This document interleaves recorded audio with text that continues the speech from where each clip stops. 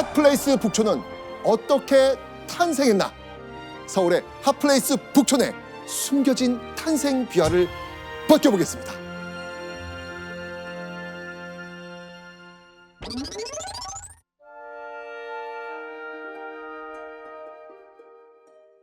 자, 먼저 오늘 우리가 지금까지 말했던 이곳의 이름! 북촌. 북촌. 북북자 마을촌자니까 북쪽에 있는 마을이다라는 뜻이 되겠죠. 자, 그럼 언제부터 이 북촌이라는 명칭을 썼을까요? 언제부터 북촌이라는 명칭을 썼을까요? 분명히 아까 한옥마을은 일제강점기 그 시대. 30년대. 그럼 북촌이라는 용어는 그때 만들어진 그때 아닙니다. 그 북촌이라는 용어는 조선시대. 그때부터 있었던 거예요? 조선시대 때부터 있었어요?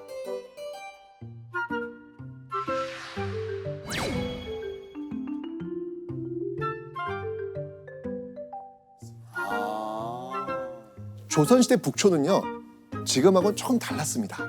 아주 특별한 사람들이 살고 있는 그런 지역이었거든요. 바로 왕족과 권세 높은 양반들.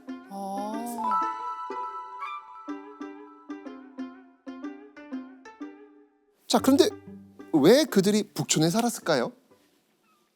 뭔가 땅이 좋았나 보다. 네, 풍수지. 풍수지. 풍수지리 때문에. 여러 가지 이유가 있겠지만 예. 서쪽으로는 경복궁, 동쪽으로는 창덕궁과 창경궁이 있습니다.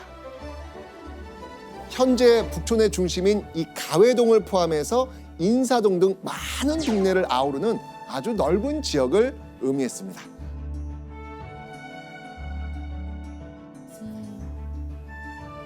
그러니까 궁궐이 가까이 있으니까 요즘 말로 하면요, 직주 근접. 직장과 집이 가까운 동네다라는 의미. 그게 바로 이 이유 중에 하나가 될 겁니다.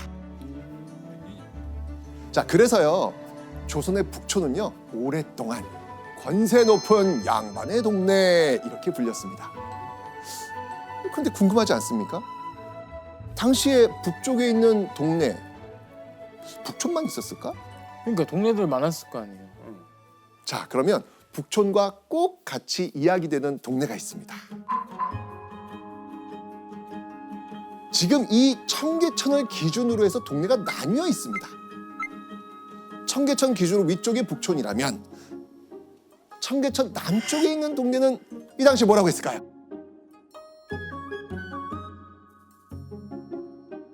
남촌. 그렇죠. 남촌. 맞습니다. 자, 지금의 을지로, 충무로, 명동 이런 데를 포함한 그 일대를 가리킵니다.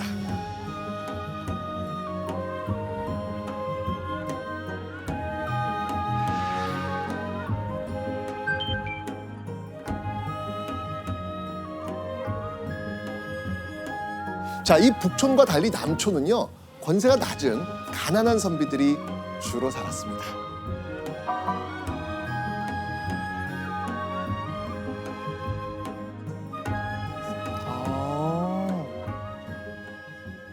자, 그런데 일제강점기쯤에요, 이 북촌과 남촌의 모습이 180도 달라집니다. 자, 어떻게 변했을까요? 보시죠. 여기 지금 빨간색으로 지금 지도에서 붉게 뭔가가 지금 표시가 됐습니다. 자, 이게 뭘까요? 분명히 아까 이 남촌에 누가 산다 그랬어요, 제가. 낮은, 어려운 사람. 좀 가난한 어떤 예. 선비들이 지금 모여 산다 그랬잖아요. 예. 그런데 지금 이 인구 구성이 바뀐 듯합니다. 자, 지도에서 붉게 표시한 이곳은요, 바로 남촌의 이 부분을 장악한 사람들을 표시한 겁니다. 누굴 것 같아요? 이 시대가 어느 시대라고요? 일정. 일본? 맞습니다. 바로 일본인들. 어머. 아니, 왜 일본인들이 이곳을 장악하게 됐을까요? 왜 그랬을까? 자, 이 조선 땅에 일제가 영향을 미치기 시작하면서 많은 일본인들이 유입됩니다. 그 일본인들이 처음에 정착한 곳, 그곳이 바로 남촌입니다. 그리고 이때쯤 한양에 굉장히 큰 변화가 생깁니다. 자, 1910년에 조선에 닥쳤던 아주 큰 일이 있습니다. 뭐였죠? 1910년. 아, 경수국지. 네. 경술국치, 한일 강제병합. 몇 년이야? 자, 그 이후 일제가요, 한양의 이름을 바꿉니다. 뭘로 바꿨죠? 한양 말고. 아유, 뭐 기성이래요. 경성. 그렇죠. 경성으로 맞습니다. 바꿨어요. 맞습니다. 경성. 경성입니다. 경성. 자, 일본인이 처음 정착한 이후 시간이 흐를수록 일본인 영역은요 점점 더 넓어집니다.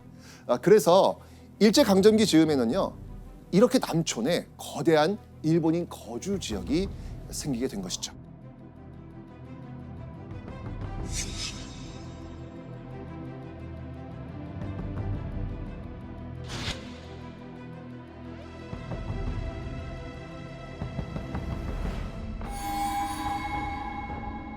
그러니까 지금의 남촌의 충무로, 명동, 을지로 일대는요 일제관공서와 은행, 회사 등이 속속 들어섭니다.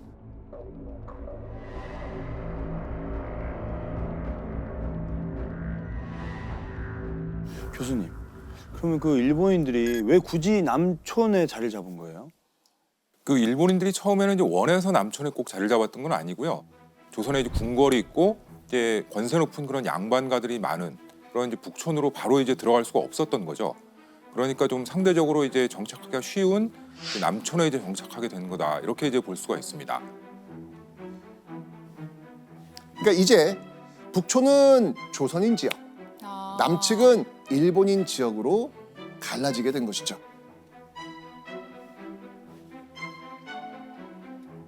자, 조선인의 북촌, 일본인의 남촌 두 지역이 팽팽하게 공존했던 경성.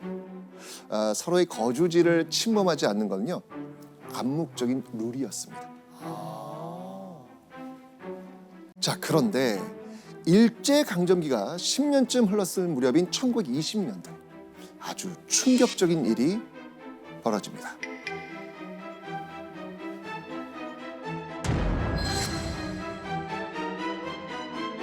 일제 강점기가 계속 길어지면서요 일제 관공서나 학교 등에서 일하는 일본인들이 대거 경성으로 들어옵니다. 자, 이뿐만 아니고요 상대적으로 땅값도 싸고 임금도 저렴한 한반도에서 이게 사업을 하려는 일본인들이 우후죽순 들어오죠. 그러다 보니까 일본인 거주지 남촌의 땅은요 포화 상태가 되었고요. 일본인들이 이제 눈독을 들인 곳이 어디다? 북촌. 북촌이 된 겁니다. 자, 일본인이 북촌을 침범하면서 조선인의 터전이 지금 줄어들고 있는 이런 힘든 상황.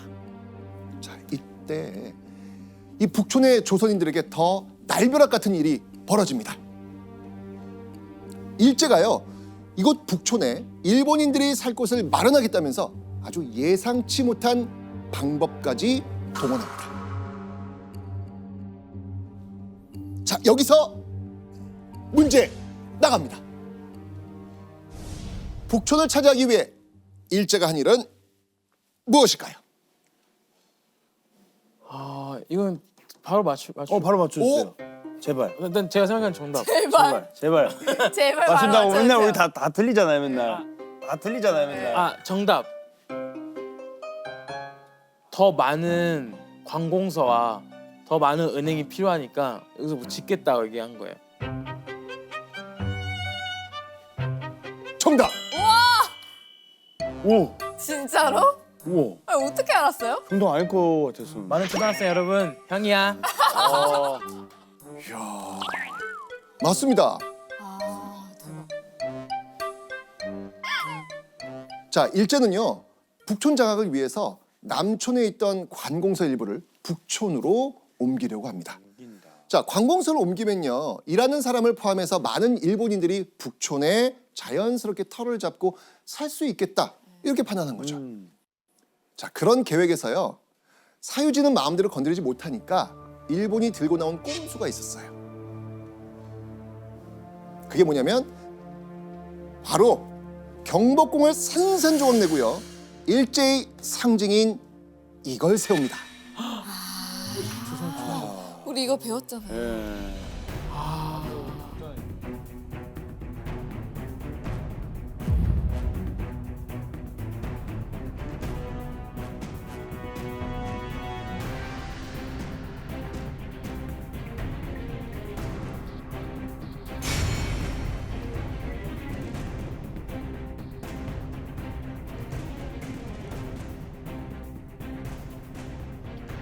맞아, 봤잖아요, 배웠잖아요, 우리. 여진 경복궁이잖아요. 네, 야, 네. 경복궁에 어떻게 저걸 지을 생각을 했을까? 경복궁의 중심인 이 근정전 앞에 정말 떡하니 총독부 건물을 세운 겁니다.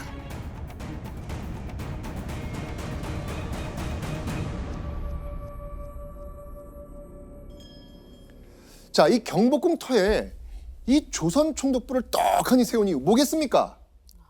그냥 일본인들 과시죠. 맞습니다. 조선의 상징이자 정기를 끊겠다. 뭐 이런 속내 그냥 그림으로 보이지 않습니다. 네. 보여요. 자, 북촌을 장악하려는 의도에 더해서 조선을 누르고 군림하겠다라는 일제의 의도를 아주 좀 똑똑히 보여주고 있습니다.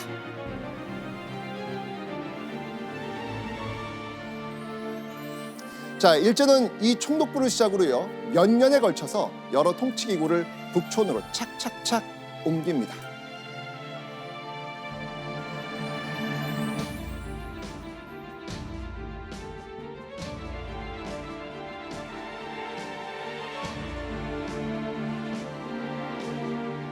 일제히 북촌 장악 꼼수로 남촌 북촌 가릴 것 없이 일본인 착지가 되기 일보 직전이었던 경상. 그런데 이런 상황에서 조선인을 더 힘들게 한 게 있었습니다. 어떤 거였을까요? 이런 상황에서 이거 지금도 힘든데 더 힘든 게 있어요? 막 사람들이 막 나 여기서 할 거야 여기서 할 거야 막 이런 사람 막 많아져. 아, 그럼 어떻게 될까요? 집값이 아 올라요. 가격이 요즘 부동산이랑 똑같은 거네요. 그렇죠. 집값이 올라. 집값이 맞습니다, 올라. 맞습니다. 날이 갈수록 북촌의 땅값이 오르는 거예요. 가뜩이나 인구는 많아지고 살 집은 없는 상황에서 북촌의 땅값이 천정부지로 뛰게 되는 겁니다. 이런 상황 속에서 피해보는 건 누구겠습니까? 우리 조선인들. 당연히 조선인들밖에 없잖아요. 그죠? 일본인들보다 상대적으로 경제력이 약했던 조선인들은요. 결국 북촌에 집을 구하지 못하거나 자리를 못 잡는 경우가 비일비재해집니다. 아, 근데 그 당시 이제 집부족 문제는 거의 매일같이 이제 신문에 기사가 날 정도로 아주 이제 일상적인 문제였습니다.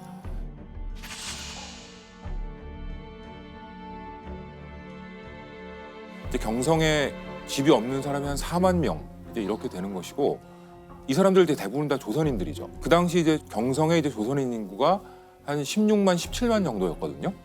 그러니까 결국은 이제 4명 중에 1명 정도의 이제 조선인들은 이제 항상적으로 집이 없는 그래서 집을 구해야 되는 그런 이제 어려운 상태에 이제 있었던 것이죠. 조선 사람들은 상대적으로 점점 살 집도 구하기 어려운 상황이 나타나게 됩니다. 당연히 조선 사람들은 그게 두려움을 느낄 수밖에 그렇죠. 없었겠죠.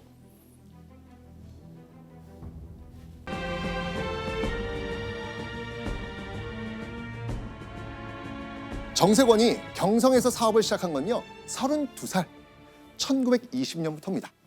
와 32살. 그 전에 정세권은요 고향인 경상남도 고성에서 지냈습니다. 아. 정말 남쪽이잖아요. 근데 그죠? 왜 경성에서? 응. 왜냐하면 당시 이 경성이라고 하는 곳은요 많은 사람들에게 어떻게 보면 기회의 땅, 기회의 공간일 수 있거든요. 아 꿈. 그렇죠. 맞습니다. 그래서 정세곤은 고향인 경남 고성을 떠나서 대도시 경성으로 올라온 겁니다. 조선인과 일본인이 뒤섞여가지고 아주 북적북적한 경성에 딱 도착해서 처음 고민했던 것.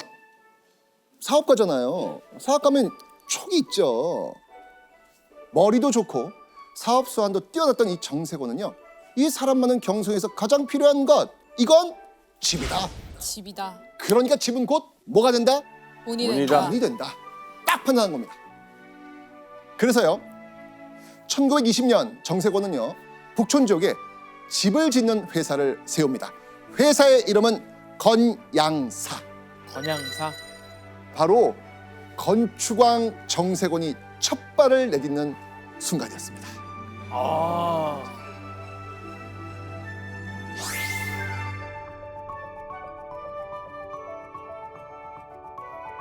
자, 고성에서 온 시골 출신 초보 사업가 정세곤. 그의 건양사는 잘 됐을까요? 근데 처음부터 잘 됐을까요? 처음부터 잘 됐을 것 같은데. 잘 됩니다. 와. 잘 됩니다. 바로 잘 돼. 그렇죠.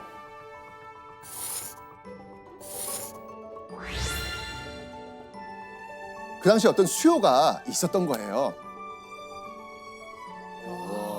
엄청 많이 벌었겠네요. 맞습니다. 자, 그렇게 승승장구하던 부동산 사업가 정세곤. 그런데 그런 그의 심기를 불편하게 하는 일이 생깁니다. 정세곤의 눈에 이 경성에 뭔가가 자꾸 거슬리는 거예요. 뭐였겠습니까? 일본이. 네. 맞습니다. 이 정세곤 딸의 회고에 따르면요, 그는 이런 말을 자주 했다고 합니다. 사람 수가 힘이다. 일본이 종로에 발 붙이지 못하게 해야 한다. 자, 이 말은 한마디로 일본인들의 북촌 진출을 막아야 한다. 멋지다. 그렇죠. 종로는요, 북촌 지역에 포함된 청계천 윗동네로 당시 민족의 거리라고 불릴 정도로 조선인들이 아주 똘똘 뭉쳐있던 곳이었습니다. 그래서 정세곤은요, 북촌 지역이 일본인으로 채워지는 걸 용납할 수 없었던 겁니다. 조선인 한 사람이라도 더 북촌에 집을 짓고 살기를 간절히 바랬던 것이죠. 와. 그래서 자신이 북촌 지역의 땅을 사서 조선인들을 위한 집을 지어야겠다. 단호한 결심을 합니다. 너무 좋은 분이네요. 대단하시다. 그러니까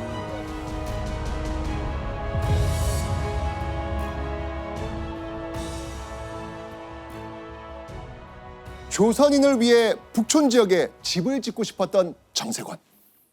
1920년대 후반에 이 정세곤의 귀에 아주 솔깃한 정보가 들어옵니다.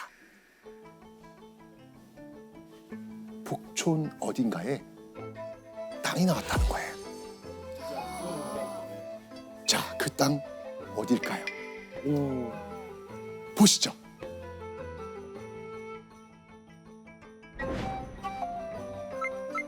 종묘 왼쪽에 있는 이 동네, 여기가 익선동입니다. 익선동. 익선동 한옥마을 있는 데인가? 맞아요.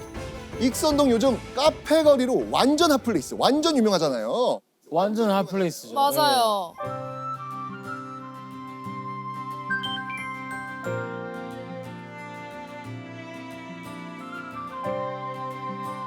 카페들이 워낙 예쁘거든요. 왜냐면은 요즘에 익선동에 가서 이제 SNS에 찍어서 올리느라고 또 유행이었었죠. 맞아요. 그 익선동이 지금 정세권. 정세곤의 귀에 들어온 거예요, 지금요. 네. 자, 이 익선동 내에 왕실 종친이 대대로 살던 누동궁이란 궁이 있었거든요. 이 누동궁의 터는요, 8,264제곱미터, 약 2,500평 규모의 땅이었습니다. 그 궁을 팔겠다는 겁니다. 자, 이 소식을 들은 정세곤은요, 자금력을 앞세워서 이 땅을 사들입니다. 오. 자, 그럼 정세곤은 여기에서 뭘 하려고 했을까요? 집을 지어서 집을 지어서, 예. 조선인들을 위해서 쓰는 거죠. 살게 하는 거죠. 맞습니다. 바로 익선동 조선인 마을 프로젝트. 최대한 많은 조선인이 집을 가지고 살도록 주택 단지를 만들려고 했던 거예요. 아. 대단한 거죠. 예.